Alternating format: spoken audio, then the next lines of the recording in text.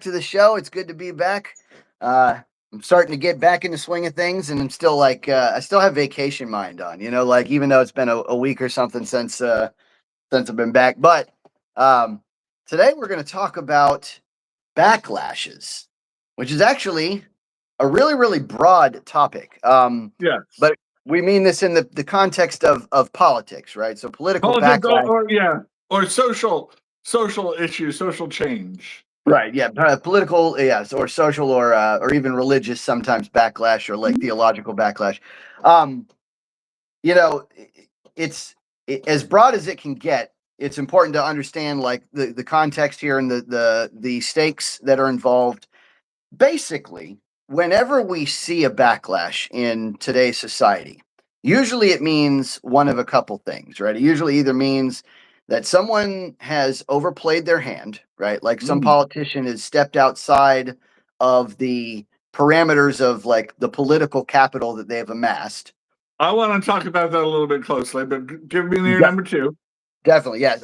Number two is somebody's been tricked into thinking that this situation is unreasonable when it really isn't. Like, for example, like the media maybe has pressured somebody in like a large group of people into thinking that this is a problem when it in reality isn't, or they'll color the facts in a way that makes someone react to it. Or and then the third thing is that we just have this kind of like overarching people refer to it as an Overton window, which is like this is an acceptable list of things that we are allowed to think in society, and this is outside of that list usually.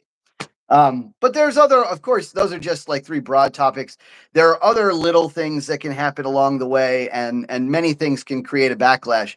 But those are the largest three broad categories. So let's right into that. Why don't you talk about? Sure. Yeah, I wanna have a Martin mansplaining minute here, right? Hit us with it. Obviously, we'll talk about how backlashes have been reflected in our current political moment. But your first thing about overplaying the hand. Now, to mansplain a little bit, Eddie taught me the finer points of poker.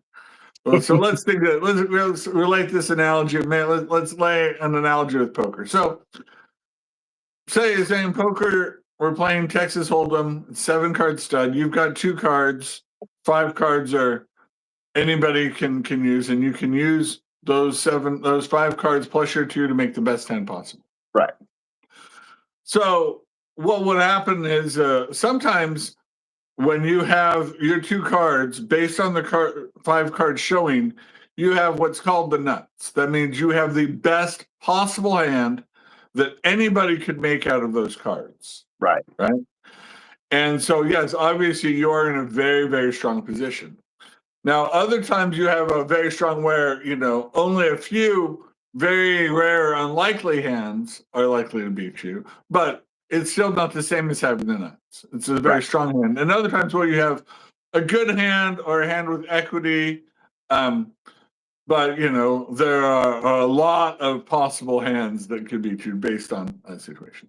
Right. So when you play a game, overplaying your hand is akin to feeling like, or acting like, or even thinking in your mind that you have the nuts, you have an unbeatable hand.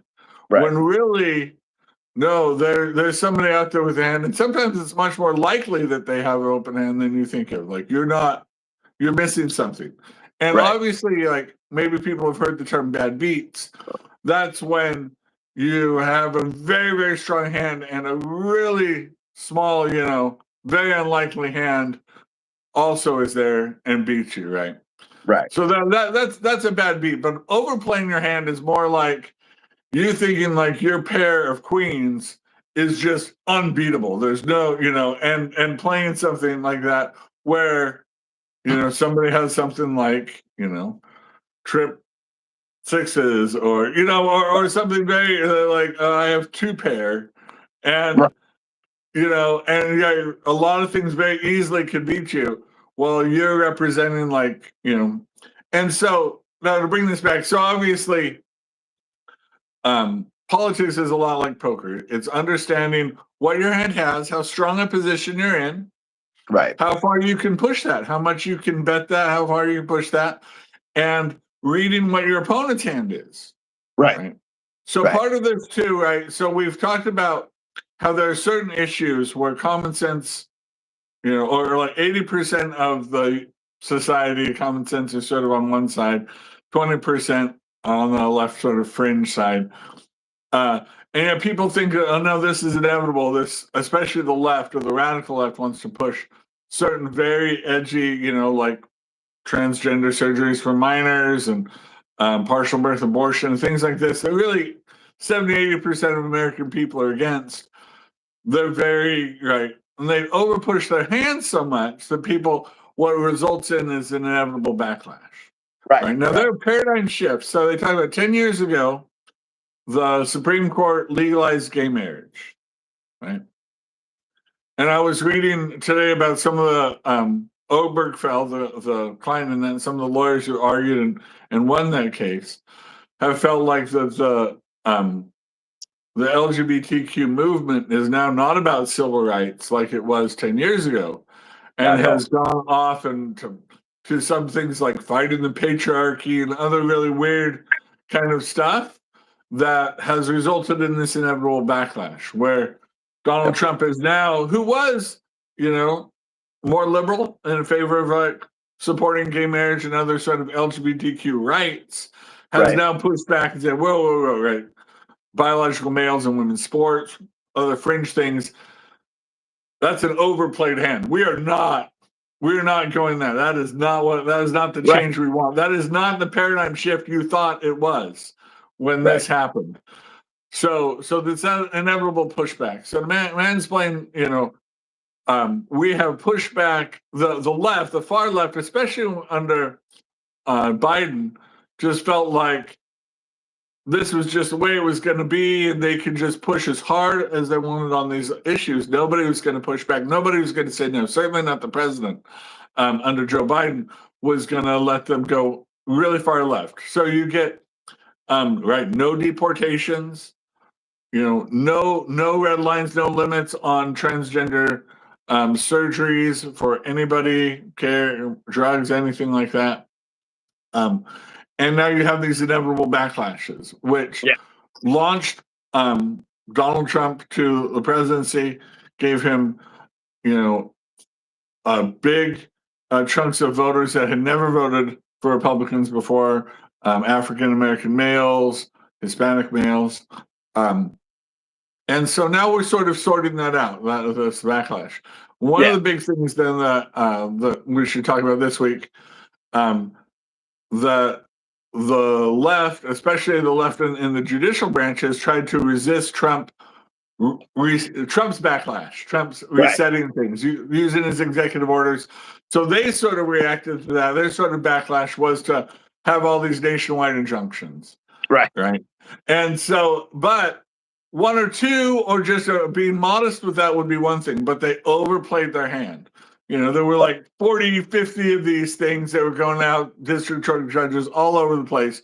And they played their hands so much, rather than just picking their battles, that the Supreme Court had to step in and issue a ruling on it.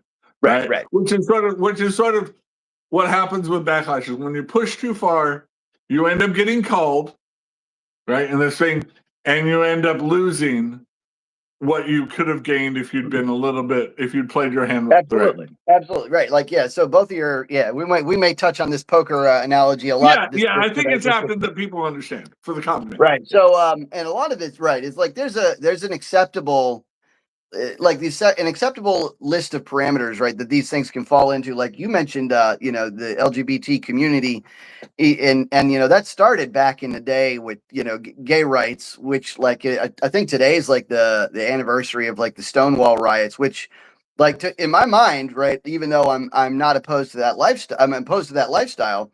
In my mind, that was a reasonable resistance, right? So what happened was, it was a situation in New York where they were being very oppressive. They weren't even letting these people meet in a bar, which what their personal life is, to me, is their own concern, as long as they're doing it in private and they're not in the streets, right? And it's legal and stuff like that. And so they're meeting in a bar and people are just harassing them. The police were just harassing them, right? And so that was a situation where the overly conservative side had overplayed their hand a little bit, gotten too far, started to press, and there was a backlash, right? And so, right, and so you start moving in the other direction, of course, once they got some political capital, they got some political steam, and then of course it goes until they go too far and reach their backlash point where at this point where it's where they're trying to perform surgeries on minors and stuff like that. And we're like, whoa. It's one thing to be able to, do what you wish in your own household. That's completely normal, right? Yeah. When you start going after our kids, that's way beyond the right? And so of course that and these things are supposed to be, it's not going to be perfect, right? You're not going to have every, bubble of parameters is not going to always be exactly what's right or what's perfectly moral or what's perfectly correct for the society, but it's going to be close, right? People on average are going to group toward the center. On average, they're going to group toward the reasonableness of certain moderate views to an extent, right? And so, right, the same thing with this SCOTUS decision, right? It's one thing to have an injunction here or there, right? That's and it would be unreasonable to right. Yeah. It would, right. And it would be like an overplaying of one's hand to assume that you'll never have one, right? To just think you can do anything, right? That's why that injunction concept is there in the first place. But then of course you can go on to the other side of the spectrum, and then all of a sudden you've got, I think, what was it, 40 of the 35 of the 40 injunctions against Trump came from the same 5 districts. Right, the same 5 guys. I'm like, come on, guys, right? Obviously, it's gotten to the point where, and even though they didn't rule on birthright citizenship yet. That's another great example of obviously we want to protect the rights of people that are born in America, and it would be unreasonable to oppress those people, but. And that would cause backlash. But then you go to the other side of the spectrum, and it gets to the point where people are just showing up to have a baby temporarily so that they can anchor themselves in, and then you're going to have backlash against that too. You're gaming the system. So it's look, we it's sort of the spirit of the law. When people this is what we're trying to protect. And when people start gaming the system, I'd say you can say there was a law that said you couldn't, I don't know, do some activity on one day of the week. Let's say it's Sunday. So you move your operation to the international date line, and on Saturday or on Sunday, you hop over the line, and now it's Monday, and then you hop back, and you keep the law so closely, you're really not keeping it at all. Right. And that's essentially when it's all right, look, we'd like to have this where it's just simple. Everybody who's born here is a U.S. citizen, but people are gaming the system, so we need to examine it. Now, I'm not sure. I think a re-examining of it is appropriate. I'm not sure that major changes are possible, but there should at least set up the expectation. We do not want you coming here as a tourist or as an illegal to have a baby, and we will at least make you face court costs. I would have a thing with, if you want to have a child, have a U.S. citizen, then you've got to go through some costly court procedures to have it recognized. And so the people that are really serious about doing it can, go through a judge, but not making it easy. Putting up some sort of speed bump or something just to stop the people gaming it, I think is all something that reasonable. But we'll see how it plays out. Again, but yeah. And of course, there's going to be different concepts around what constitutes something outside the parameter based on what branch of government you're looking at too. For example, the judicial branch is more conservative as a matter of course, just because they harken back to precedent, right? So their whole design right behind the judicial branch is what have we done in the past? Has it worked? That's what we go with, because that's what we decided already, right? And the legislative branch is more forward thinking usually, because they have to design a law based on what the needs are of the time, right? They have to be at least more prescient than now. So if you're talking about a situation with birthright citizenship, right? It may be, you might see 2 different points at which backlash might be appropriate based on who's managing that situation at the time, right? So, like, if the judicial branch is managing it and they were to try to start legislating from the bench, we'd be like, whoa, whoa, whoa, whoa, whoa, whoa, whoa, right? Whereas if the legislative branch starts legislating, we're like, okay, no big deal, right? This is, that's what they're supposed to do, right? And so a lot of it is not just the idea that causes the backlash, but the methodology, right? So, like, whoever is doing it, the way they do things can be just as important as what they're doing. I think before we move on from this point, I think maybe just having the Trump administration say that they're looking at this and they're unhappy about it, grumpy about it, and they're going to fight for it might be enough to discourage, at least during his term, people trying to game that. We look at the border right now. When somebody said that, like, illegal crossings have dropped, like 99.9% or something. Basically, illegals aren't trying to come in here, and that's still without meaningful, like, millions of people being deported. Very few number, but just the idea that the message has gotten out. We don't want you coming here legally. We're not going. We're going to pull up some of the easy benefits or things for you because you're gaming the system. Because too many people, if you're doing it, we're getting overwhelmed. That it's got that message out. So that's sort of what I would like to say. If just by fighting this and say, like, oh, we'll sue you, or you'll have to hire a lawyer and go through a year-long process of hearings and stuff before a judge before your baby can be declared a U.S. citizen type of thing, might just be enough to get people who were gaming the system to stop doing it. We just want to you want to immigrate here, file out the paperwork, and we got a gate. Just come in the right way.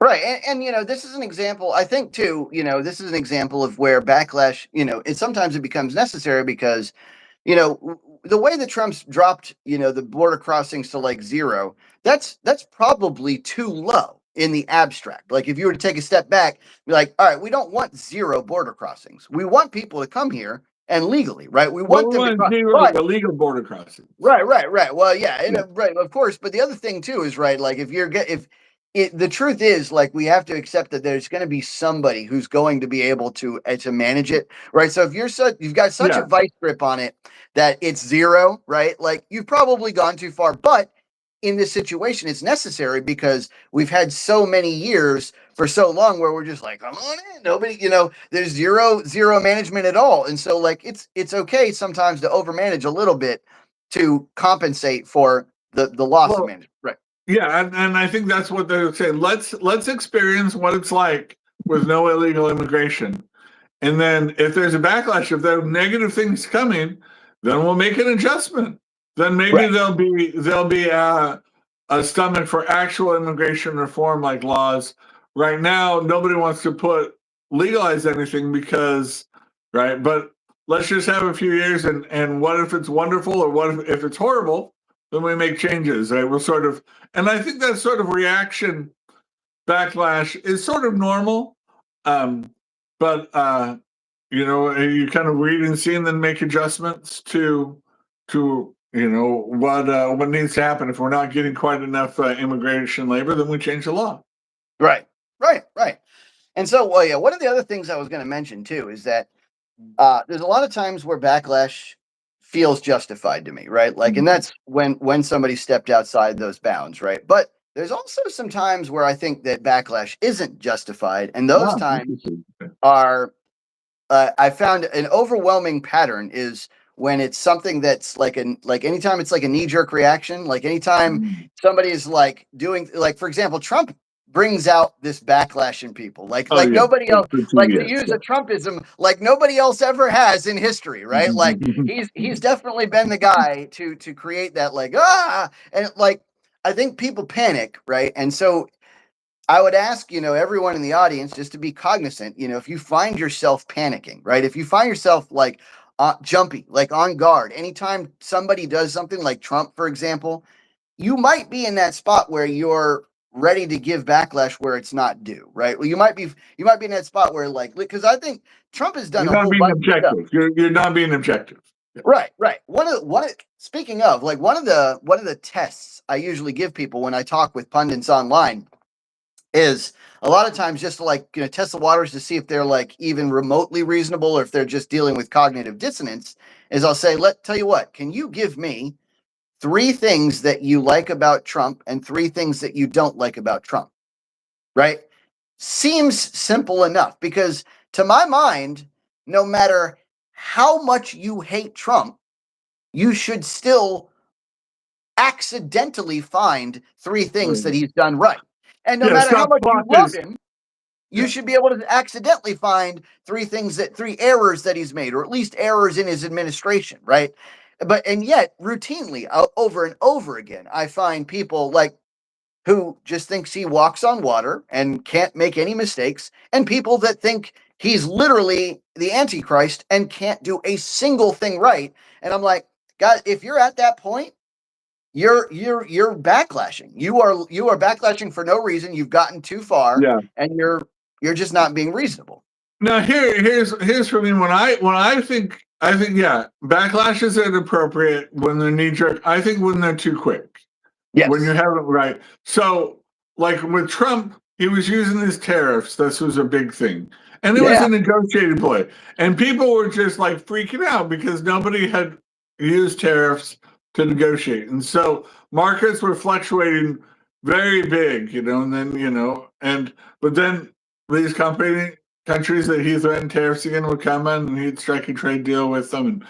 And it was pretty clear he didn't want to have tariffs. He wasn't like in love with tariffs, but he wanted to use them to negotiate to get fairness because he saw his hand. The American market is so strong that people want access to the American market. But threatening these tariffs, that he was in a position to essentially bully, right, in the poker player, his opponent into folding or concede that if an opponent called him, that he could back it up and it would be his opponent would lose more than he would, right? Right. So you were against tariffs. I understand that principally, and a lot of people were. We haven't done this for a while, but I was kind of like, I'm like, look, I also in general sort of ideologically would prefer our economy not have big tariffs, but let's see where this goes. Right. And let's not overreact. If we get to a point where this is a thing, I'll come out and say it needs to change. But I'm not sure. We should be jumpy on this. And sure enough, I mean, he's come back to a more excuse me, common sense on tariffs, moderate, and he's still negotiating with some countries. Somebody who wants someone to be, but I think that but let's give some time for something before we backlash. But obviously, Speaking 4 of, years of Biden policies, 4 years of Biden policies was long enough I think for people to want appropriately. Okay, let's backlash. We need things to change. We need to go back and push against this. Right. Speaking of, I don't know if you saw this just came through, but after all this backlash against tariffs, right? After all this nonsense, right? Everybody's saying how terrible it's going to be and it's the end of the world and no more free trade and blah, blah, blah, blah, blah. Now, a top economist, I don't know how to pronounce his name. It's like Torsten Schlock or something like that. He's Norwegian or something like that. Literally put out this big article in the New York Post, which is a left-leaning, it said that Trump may have actually outsmarted everybody with tariffs and that actually it seems to be more strategic than it was originally thought to be. And I'm like, you see, after all this nonsense, after everybody saying, oh, all the economists are against it, and then at the end of the day, it comes out that Trump knew what he was doing and the economists didn't, which, by the way, this isn't like the first time or the second time or the third time that this has happened to Trump. This seems to be like a very common thing with Trump, where the media do not want to give Trump credit. And it's because it's also Trump. I mean, when I'm talking about things, he has a large ego. That's not necessarily a bad thing. That's just who he is. Trump, right? And you just recognize. I'm not saying he needs to change it or anything, but the press hates feeding that ear with giving him any type of even legitimate credit, right? Or to think that he's possibly smarter than they think he is, or more strategic, because his manner is not. He's not an academic, and he's not. He doesn't kowtow to the elites. He's very anti-elite. So obviously their backlash is a knee-jerk reaction is to think anything he wants to do is wrong. And obviously he's proved them that is the incorrect response time and time again. Yeah. Great comment to City of Solitude. So the more you read by economists, the more you see that they're really philosophers and not scientists. Absolutely. I can't tell you how many times I see economists, op-eds, and it's like, yeah, this is just an editorial. Like, there's no study to back this up, right? And sometimes they'll give you like 1 or 2 data points, and I'm like, that's not really enough for any kind of scientific analysis. That's just this one thing happened that's kind of related, and it's not exactly the same thing that's going on now, and it's a different age and a different era, and we have a different situation and a different amount of capital built up and a different strength and a different, like on and on and on, like. So did you ever watch Big Bang Theory? Big Bang? No. Okay. There's a great so they're theoretical physicists. A great joke they told where say a farmer hired a theoretical physicist to help him lay more eggs, help his chickens lay more eggs. Right. The theoretical physicist is like, I don't know anything about chickens or things. He says, come on, you're a smart guy, figure it out. So the theoretical physicist goes and he comes back and he's like, all right, I got a solution for you. But it only works for spherical chickens in a vacuum. I love it. Right. And so politics is not economy. Right. That's why I say economists don't play poker. And so, right, when you have these charts and say, okay, you're right, you have math and say, okay, the economy will do this or react this way. But politics, especially trade negotiations between nations, is not math, linear economic things. It is poker. Right. Fluid. And it is how strong is my hand? How strong is your hand? Right. And it's been seen in the past that using our strong hand is unseemly. Like nobody likes a guy at a poker table that has a big stack and is bullying people around with it, right? But so a lot of U.S. presidents or administrations have been reluctant to sort of use our strength in a certain way. Trump has no qualms about it, right? And especially because he feels like we've been getting the wrong idea. Too many of these low stacks have been doubling up against us, shall we say? So, he's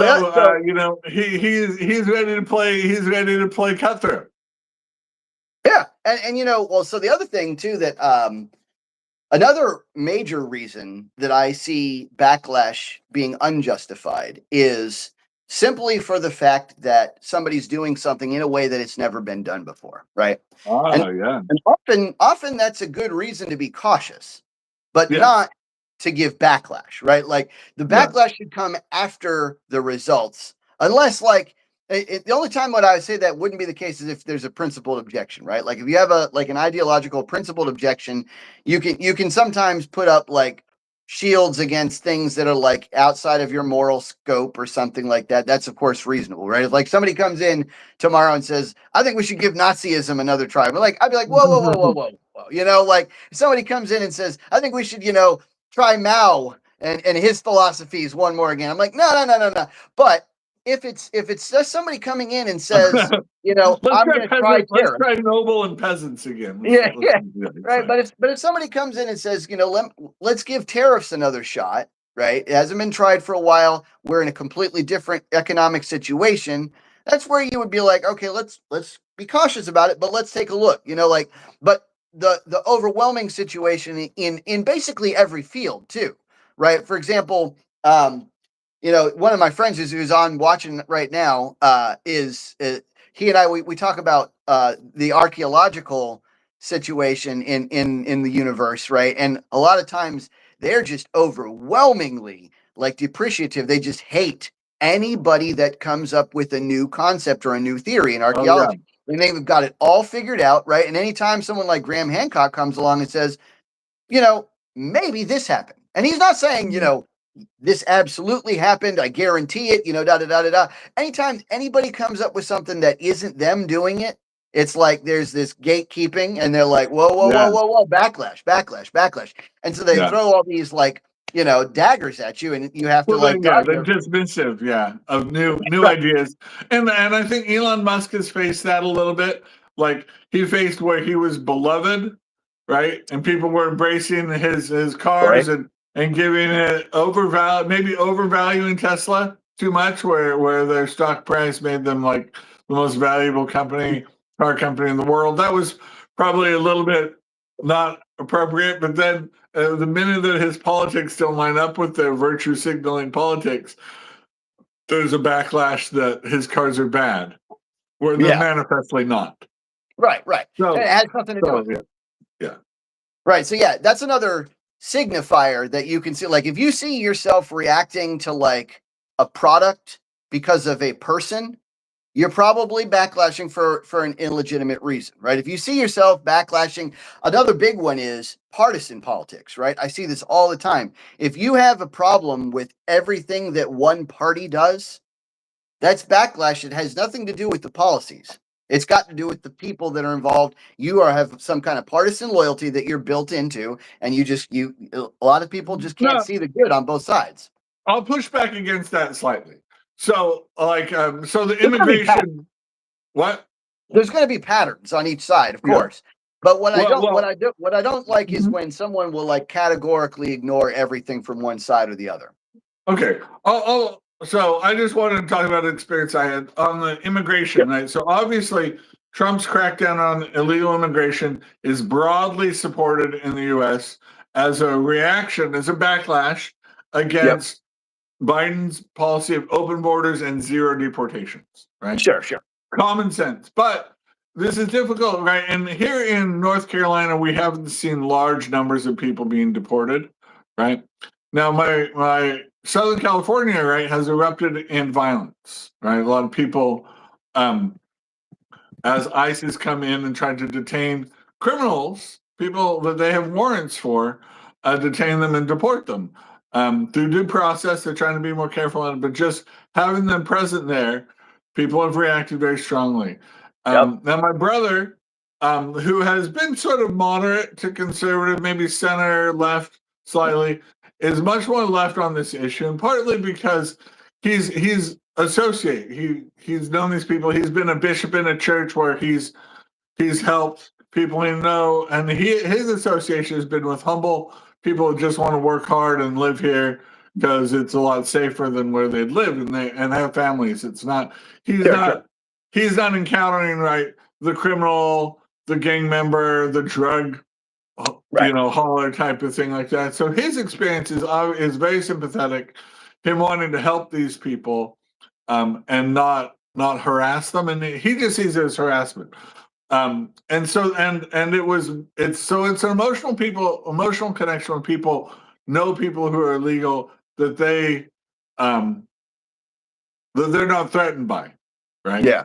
Right. There's a lot of right. So the media has portrayed a lot of these criminals that we clearly want out of our country, but when you have encountered with illegals that don't fit that profile that you're seeing, you can be a little bit more against it. The problem is that their resistance to ICE was inappropriate.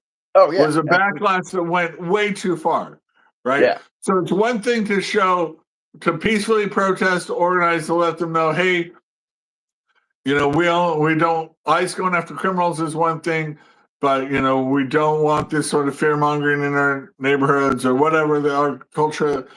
But no, they went way too far. They became violent, and so Trump had to react, had to Right. backlash, call in the National Guard, military to protect federal buildings, to protect ICE detention centers, and so people going back and forth and calling each other's backlash the end of democracy in Western society and civility, and clearly it's not. The aims of ICE are really, but people want it's an emotional side, and I think my brother, anything that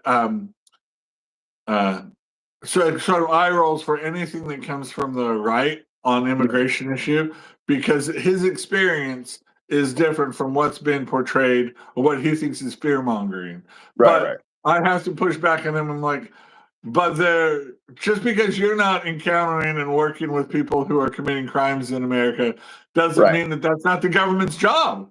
The Well, and government's part of job is to deal with criminals, right? yeah, Who else is part of that's what part of the problem, and I this is one of the reasons, and those who watch me regularly know that I'm not crazy about Trump. I never have been, but I mean, I can't deny that his successes, right? And so this is where I feel like I'm kind of a more open-minded person as opposed to somebody who would just say like, no, no, no, nothing Trump does can be good. But one of the troubles I have with Trump is the way that his rhetoric and his communication works, right? And so uh, the reason that it makes these backlashes more likely and more difficult to be reasonable is because the way that he communicates it isn't a reasonable way, right? So like that's fair. he'll say things like Mexico is sending over all of their criminals. And that may be a technically accurate statement, right? But he's not using it with the finesse that he needs to get across what's actually an accurate. He's not being diplomatic, yeah. Right. Well, and you need to be accurate, right? To be precise. The more precise way of saying it is like we're getting a lot of people from Mexico. Some of them aren't the right type of people that we want, right? And that's the more precise way to say it. And it still, states the problem, right? Which is we're going to get some people that we don't want over here, and we need to control against that, while also like guarding against people thinking, oh, he's just racist, or oh, he's just fear mongering, or oh, you could go down the line because there's so many different problems with the way that he states things. And so I'm not saying that that this is it's not the only problem with Trump, but it's also not. It's probably one of his biggest problems, right? So it's like if he could communicate more, and the biggest problem that people have, and one of the reasons that we have an unreasonable backlash to a lot of things from either the right or the left is because people misperceive what the other side is saying. And so like a lot of times what I'll see people hear Trump, and I think largely a lot of people on the right understand what Trump means behind what he says. And the people on the left, either they don't understand what he means or they're choosing not to understand what he means, whichever is more, politically advantageous for them at the moment, because they do that a lot too, right? Where they'll act like he's fear mongering when they really know that he isn't. I've seen that, but I also see people who are just confused about what he means, and so they'll not only will they misinterpret him, they'll thrust everything he says onto every single person in the Republican Party, and I'm like, you can't do that. You can't thrust one person's bad rhetoric onto the entire right-wing party, right? And that's a mistake that everyone on the left is doing these days. They'll hear Trump say something that's like borderline discriminatory, but it's obviously not meant that way to anybody who really knows who he is. But then they'll be like, oh, because of that, everybody on the right is racist. I'm like, no. That's not even close to accurate, but it's just a very common. I mean, this is the right, the thing that we common mansplaining address more than anything. It's the media and how the media is spinning and portraying things, especially so people in the left that are getting their news from the left bubble.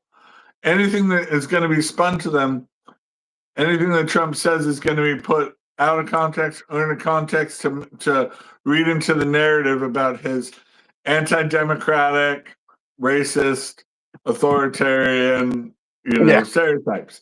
While people on the right are not going to be fed those same narratives. And this is a thing. Our leaders, our media elites do have responsibilities to try to be objective, right? If they want us to have any credibility. One of the things that made Los Angeles so bad was the mayor, right, who represented the government, was essentially inciting violence, sort of like Tim Walz had done the same thing too. You had other political leaders who were calling on gangs to police the streets and things like that. And so they weren't trying to calm people down. They were agitating them for more action. And the media were feeding into it too. They were, right? And so one of the reasons why people hate the media right now and why the media has so credibility, right? Media lacks credibility. That's the basis for everything. Credibility is, I'm going to tell you truth, what happened, whether it's good for me or bad for me, or whatever narrative or things I want. Then after, on credibility, once people have credibility, then there's trust is above that. Is not only are you going to tell me everything I need to know, but then when you give commentary on it, I'm going to trust that it's coming from this. And then ultimately, when you trust something so much, then you can have faith in it, right? Yeah. There's certainly no faith in any media leads, very little trust, certainly for the other sides, and really, and the left media especially, which is most of the media, has time and time again exposed that they are unwilling to be credible, and they want to bury stories that don't fit their narrative, that make Trump look good, and that make their side, their guys, look bad, look goddamn, Well, like the auto pen stuff or Trump's both or sides do Biden's that. dementia.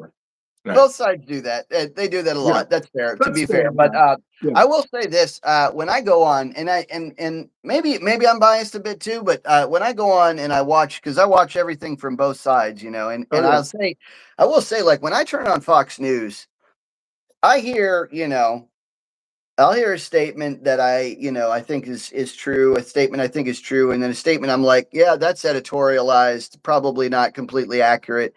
And then, it goes down the line.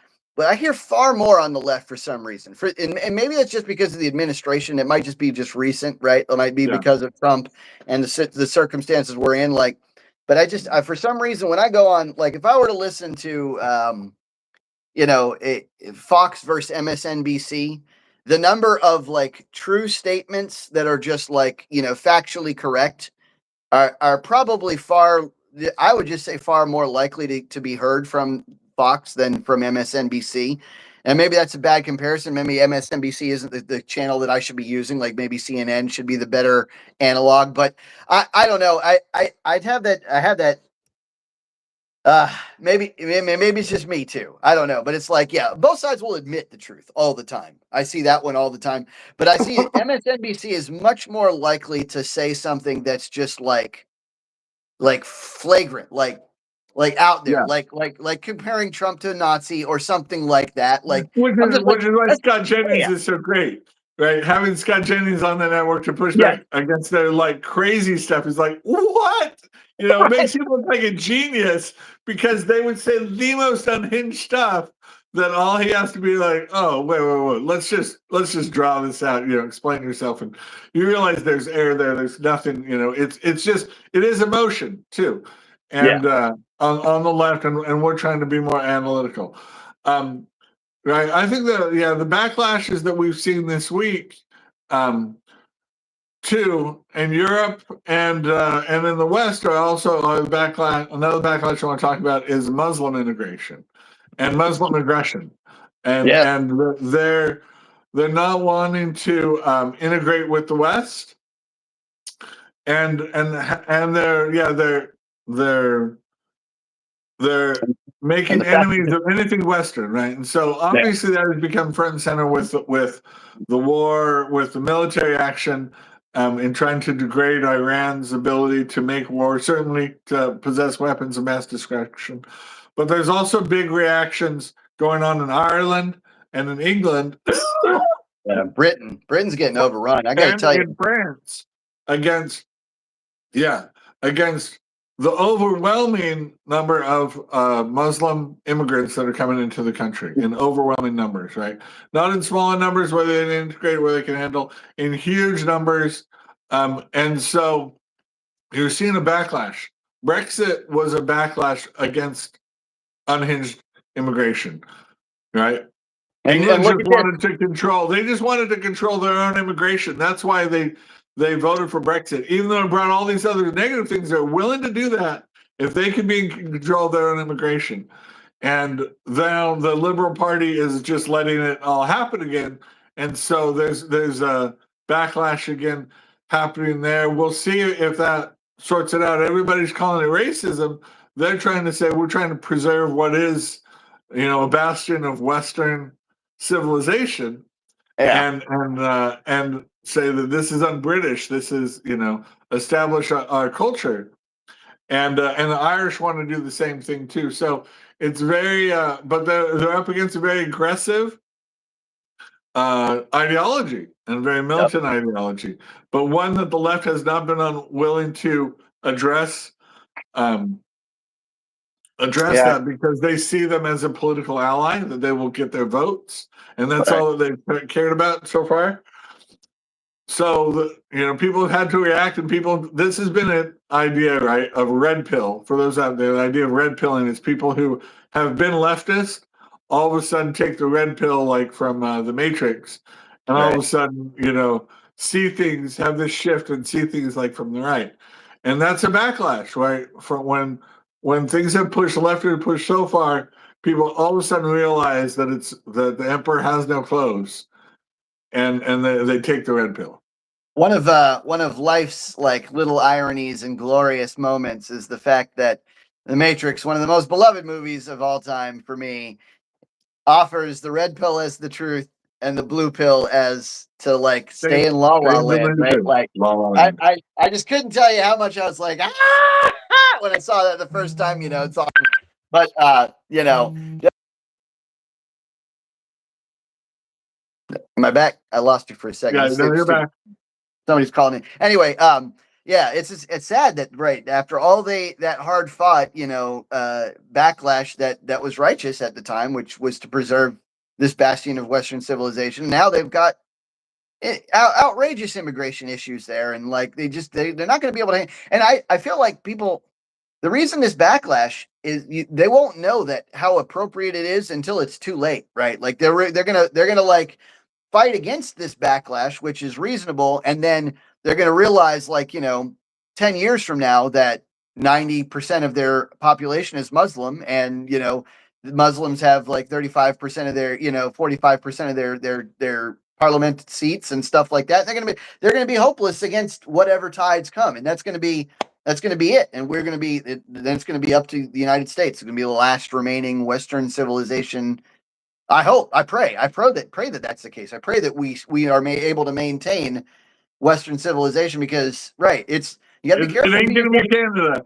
It ain't Yeah, gonna be Canada. You got to be careful who you get in bed with, right? Because it's easy to say, this political ally is going to help me win, but at what cost, right? They might keep helping you win for the next 2 decades, and then all of a sudden you realize that actually you're operating off of Sharia law, and you're like, oh, this is not really what we were looking for, and then it's going to be too late. But I mean, okay, so here's one that I personally have a backlash against, right? Even though it doesn't even affect me personally so much.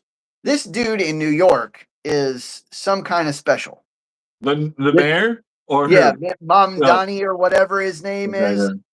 Holy cow, he is literally talking about taxing white people. And I mean, never mind that that's a constitutional violation. Never mind the fact that this guy is like way beyond your typical socialist. Like he is definitely on the edge of like Stalinism. I mean, he's up there. Yeah. I've never seen. He wants to get rid of the NYPD. He wants to abolish prisons. He wants to. I'm like, dude, how does he have any traction? But of course, it's not a very white centered populace up there. So if you just say, hey, I'm just going to charge all the white people all this money and give it to you guys, I mean, yeah, you can. Again, it's just one of those things. That's like, mob rule, where the mob can just take from the minority. That's what a republic is there to protect against. That's why we're not a true democracy. Right. You don't so ostensibly there should be blocked to him doing that. Even if he wants it that way, this makes him the mayor of one borough, the mayor of Manhattan. But it's a big one. It is a big bully pulpit. It is an important thing. Now, it's generally seen that whoever wins the Democratic primary is a shoo-in. Bloomberg, though, did win as a Republican. And this guy might just be, wingnut enough that people will see if there's a backlash against that. And people are reasonable enough that they need to vote for the Republican candidate for mayor of Manhattan, right? That can happen. but if it doesn't, it's their own fault. No kidding. And I mean, if it does, though, my fear is that it just sets the stage because, that's it, right now. Here's the thing: the Overton window, thankfully, to this point, has held up against communism. Right to this point, thankfully, we had this moment in like right after World War II where we're like, okay, we're not going to do Nazis, we're not going to do communists, right? Like that's what we kind of decreed as in America, like we're going to try to stay between those two extremes. And this is kind of a quick tangent, but one of the things that I've never understood about politics is that if you go more and more to the left, right, they say that the far end of the left is communism, which is kind of awkward to me. If you go further and further to the right, they say the far end of the right is totalitarianism. Meanwhile, the further you go to the right, the less government you have. That's more like an anarcho-syndicalist communist. Well, there's Right, totalitarianism on both ends, I guess. Right. They say fascism is complete government control. Right. They're just talking about where government is so right wing, Right. right? It's That probably they more don't of a- allow people to have freedoms. I've always said it's probably more of a circle or like a three-dimensional thing because like just going in one direction, it just doesn't work. Because like eventually you get to the point where like I'm not happy with either of the ends of the spectrum. But yeah, but that having been said, like we kind of understood that this is our Overton window. Our Overton window is somewhere between like some kind of representative democracy and some kind of like Republican, and we're right there, right? That's it. We're not going to communism. We're not going to Nazism. And now it's like ever since I was born, we've been like creeping and creeping and creeping and creeping towards socialism. And we have not taken a single step back. No, that's not true. I think that the Supreme Court, by finally being a majority, conservative, Sure. right, the Roe v. Wade is starting to right, and the limits on right, the Chevron, overturning Chevron, right, getting us back to where the limiting the power of federal agencies, turning back to Congress, is starting to edge us a little bit back, towards the Constitution limiting government. Right? That's what we really want. Yeah, it's a huge change. We'll see, but I think, yeah, everything's been about expansion of government, but more recently, the Supreme Court change, I think, leads that there's a stop there. They're a limited stop, though. I mean, they can't stop the march of progress. All they can do is redefine our current march of progress, right? Like that's all they can do, right? And so ultimately, if we're still moving in that direction, the train is still leaving in that direction, right? The only thing they can do is tell you which car is the caboose, and that's about it. Like, but that Trump caboose can is still dismantle.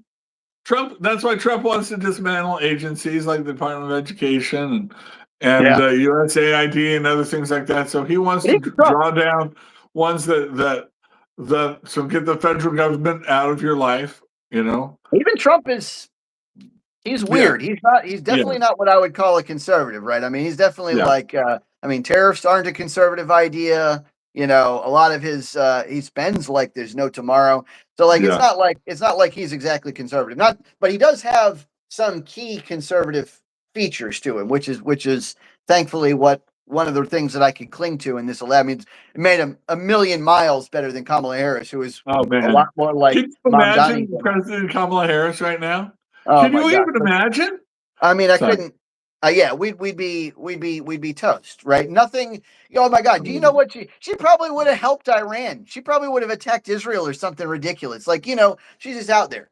But meanwhile, if this guy gets to be mayor of Manhattan, I mean, that's just like the first bowling pin, and then then L.A. and then boom, boom, boom, LA, boom.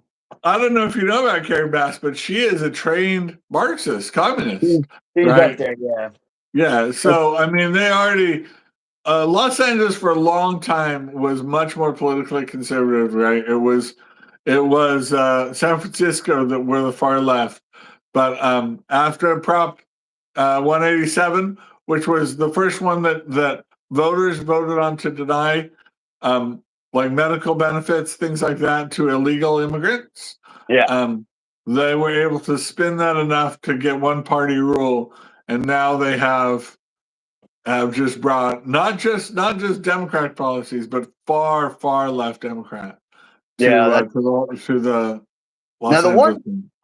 the one good thing about, and I hate seeing all these extremes, right? Like I hate seeing like the divide being so large between the left and the right in various locations. But the one possible good thing about it is it could put us in a situation where there has to be some kind of like sweeping overhaul, right, of government, which is sort of like what Trump is doing in a sense. But my here's my question to you, and I'm curious to know your thoughts on this. And what would it take for you to commit the ultimate backlash, which is essentially like become part of a revolution? Right. So Meanwhile, believe, I want to just okay. say I hope it never happens. Hope it never has to happen. But yeah. I mean, generally, yeah, I feel like the best kind of change is the one that's more measured. And so we can have positive change to move back towards the center. Revolution, yeah, is when you need dramatic change now, right? When this will not stand. I guess that would come when, when I'm no longer free to worship, Okay. or free to raise my children, make in a way that I want to. Yes. Right. And so those things are my basic right to associate and that I get thrown in prison for like doing a show like this where, I share my honest opinions and my analysis and common sense to fellow Americans about issues, where if that is vilified, or such that I'm made to be an enemy of the state for exercising my right to speech, then that would get me. I'm like, all right, the government has gone too far, and that's what we need to revolt. That would be the revolution, is to again limit the government. I don't want a communist revolution where let's make the government big and have it in control of everything. No. It's a revolution to dramatically reduce government's role in our lives. Back to essentials. French Revolution type. I hope not. I mean, I hope we never get there. But yeah, I thought about it the other day. If somebody asked me, and I'm like, yeah, if somebody tries to tell me, that they're going to take my kids away from me and make them trans or something, and whether I want, to have anything to do with it or not, that'd probably be the end of my cooperation with the government or something like that. But hopefully we never get there. I pray that it never comes to that. I mean, it's looking dangerous, man. Every single, I mean, this thing in LA was just like a quick, blip in the civil strife. This thing in Texas, a couple of years back when they were trying to defend their border, and Biden was trying to literally send FBI agents in there to keep them from defending their own border. That was looking kind of. But I mean, these are the opening salvos. This is the kind of stuff that we saw before the actual American Revolution, and it's not like people see it coming, right? This is the one thing that I will say. Like, people think that they'll see it a mile off. No, like Lexington and Concord was like out of nowhere. It was like they were just like everything was cool and copacetic, and then it was like. And then they were like, hey, let's go pick up those firearms. And they're like, no. And that was it. So I'm praying that it never gets there. Here's why I'm laughing. I just thought the left doesn't mind oppression as long as it comes from their guy, right? They don't mind higher taxes or bigger government restricting what they can do, as long as it's the Democratic Party doing it. But anything done official, and so they love, they're in love with, stormtroopers enforcing, everybody has to comply with the government when they're in charge. But as soon as Republicans in charge, they want limited government. They believe in federalism. Let the states do everything. Get that federal government small. Right? They only see oppression when it comes from the right. Right? We see oppression from the right or the left. Like anything that the government kind of is messing in our lives, we want limited. We want less of it. We just want to, we want them to maintain law and order, Maintain fairness, keep anybody from launching weapons of massive destruction towards us, and have fair trade deals. Yep, that's crazy talk. All that, yeah. What, you want fairness? That's why. Yeah, that's actually one of the key problems now in today's society is that I think fairness is a good ideology to strike for. Like it's a good aim to aim for. And meanwhile, what I see on like the difference between the right and the left is like the right's like, all right, we just want fairness, and the left is like, well, we want fairness in the way that you like reimburse everybody who had ever been unfair in the past. It's like that's just logistically equality of impossible. outcome, and stuff like that's communism. And then, what I don't understand too is that even when I talk to people on the left, like even 90% of them still say like even if that's what they want, they realize that it's logistically impossible, and yet they still want it. And I'm like, well, if it's logistically impossible, let's go to something that's possible, right? Like let's forget give about it, give up the impossibility. Well, and the thing is, you can do it on small levels if you want to voluntarily live in a commune. Yeah, or where you want to have everything in common, where there's no ownership, where all the money goes into a pot, right? You are free to do that in America. Here's the classic one that I still haven't wrapped my head around, right? Like people like Soros, or I could go on down the line and list a bunch of billionaires who are, or some of whom are African American, right? Or like that are in favor of reparations. I'm like, you're a billionaire. If you want to give African Americans money, do it. Just do it. Yeah. Right. Like you can do it way better than I can. If you tax me to do it, you're not getting crap. You do it. Like it's not. But of course, they don't want to be the person to give up the money. They want more. Like I'm like whatever. It's like Kamala Harris when she was like essentially running the government because Joe Biden wasn't doing anything, and she's like, "Well, we need to be able to fix our schools." You're government, do it. Right. Who's VP? All right. Anyway, to wrap up, I just want to briefly discuss the cost of backlash. So this is what often happens, and so like going back to the poker analogy, right? Let's take someone like Trump, who's got one of Trump's amazing strengths. One thing I will never take away from him. He is better than perhaps anybody else on the face of the universe at converting any kind of like media or exposure into political capital, right? I've never seen anybody do that like he has in my life, right? Like he'll get exposure, good or bad, and he'll turn it immediately into like, now I'm more famous, now I'm more popular, now I'm like now he's got a better hand, right? And so of course, one of the troubles that the left is running into repeatedly is they keep on calling his bluff when he has this huge hand, right? And not only does he have this huge hand, each time they call his bluff, it adds a card to his hand, right? So it's like one of the things that I would tell, and I said this a long time ago. I said like they wanted to put Trump in jail right before, like when it was during the primaries. I'm like, I called it back then. I said that is and you can go back on this channel. This is before you were on the channel.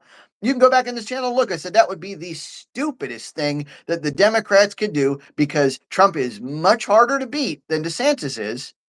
Not only did that, I wanted DeSantis to win anyway. But even though I'm saying like why would you want that? You don't want to fight to his face against Trump. If you do this, you're only going to catapult him into the stratosphere. And lo and behold, what happens? They added all these extra cards to his hand by trying to take them away. And meanwhile, he's just like, thank you, thank you, thank you, thank you. And he just keeps on winning. Every time they try to make him lose, they make him win. The only reason that Biden won was because he didn't try to make Trump lose. He was just a ghost. There was just nothing there. There was nothing there to fight against Trump, right? And that's why Biden won. And Kamala Harris came back in with the old mechanism, is like trying to cut Trump down, like to turn him into a Nazi or whatever that she, whatever boogeyman she wanted to do. And so kept on adding cards to his hand. I'm like, you guys keep on overplaying your hand in the exact worst time against the exact worst person. And I'm like, you make your hand stronger. It's like heuristic studies on the board, and you're casting duress and not paying the one. Sorry. Yeah. Sorry. No. You're depleting your resources. You're feeding him resources. You're not having the effect that you think you're having. And so part of the thing is, right, to make a reasonable backlash against Trump, you need to, this is why presidents usually get a honeymoon of their first 100 days. All right, let's see what they do. Now let's see if there's stuff we don't like or stuff hasn't worked out. Let's react against it. But Trump didn't get that. He was reacting against all along the way. They overreacted. They overplayed their hands. They put all of these lawsuits against him, which he has time and time again won, right? And showed that he's coming, the president's in charge of the executive. He gets to fire people, right? And so they've only made him more legitimate. And now, even though they haven't ruled on the legality of his birthright citizenship, they have canceled this ability of judges to do nationwide injunctions, which if they've been reasonable about it, then this power could have been retained. If they had treated this as like, okay, this is only for really extreme things, but they were cavalier.